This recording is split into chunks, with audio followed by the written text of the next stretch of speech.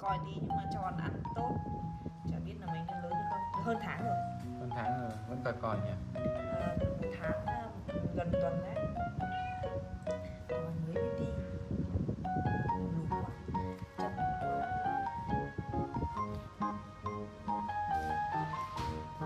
này coi nhưng mà ăn khỏe.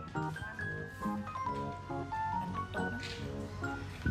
Khoảng 10 ml sữa một lần xong rồi đang ăn cả pate. Nuôi này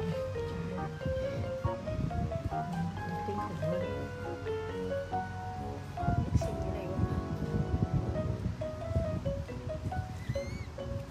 Như quả dưa.